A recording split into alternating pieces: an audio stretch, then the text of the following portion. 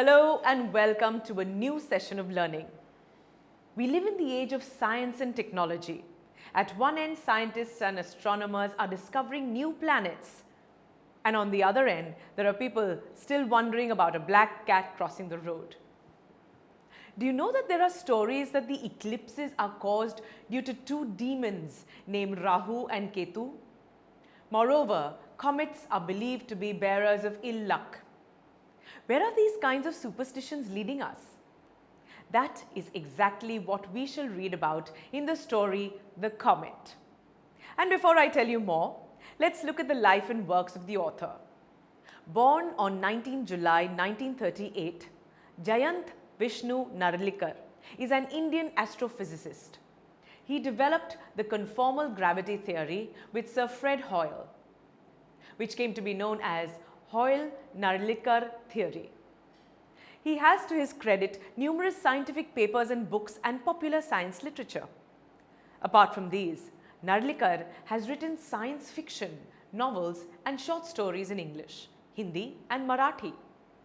He is also the consultant for the science and mathematics textbooks of NCERT. In the story The Comet, we come across an amateur astronomer who discovers a comet. This comet is predicted to collide with the Earth. Moreover, some people are of the belief that the discovery of the comet will bring ill luck. How will the scientists of the world stop the comet from hitting the Earth, or does it really bring ill luck? Let's read the story and find out. It was a moonless night in December. A burst of cool breeze from the window was enough to disturb the sleep of Indrani Devi.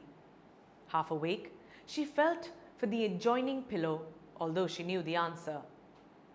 Datta Da was not there. So he has gone to hobnob with that wretched Dibya. At least he might have bothered to close the door. Even as she muttered her complaints, Indrani Devi could not repress her smile. She knew how utterly oblivious her husband was of the practical problems of living. Didn't his doctor tell him to take special precautions against the cold?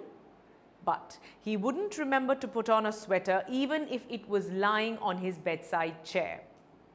How could he, when Dibya had put her spell on him?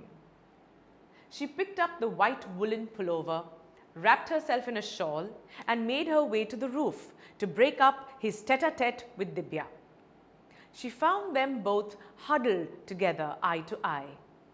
At least, Datta Da was looking into Dibya's eyes. When Datta Da acquired this telescope, he was so thrilled that he called it Dibya Chakshu, divine eye. To Indrani Devi, the telescope was like a designing woman who had ensnared her husband. So, she just called it Dibya and the name stuck. To Datta Da, the telescope marked the fulfillment of the ambition of a lifetime. As an amateur astronomer, he had longed for enough money to buy a good telescope and for enough spare time in which to observe the heavens.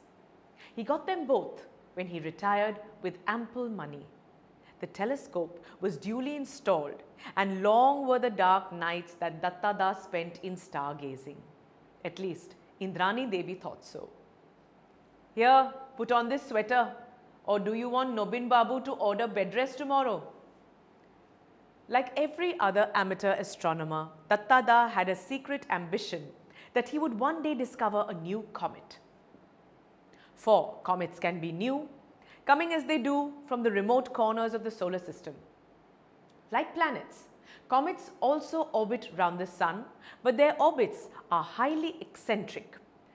Now let's understand the new words in this part of the story. So the first word we have is adjoining, which means near or next to. Next, hobnob means to spend time being friendly with someone who is important or famous. Then the word muttered means to talk or grumble in secret or in private. The next word on the list is oblivious, and it means to be not conscious of what is happening around you.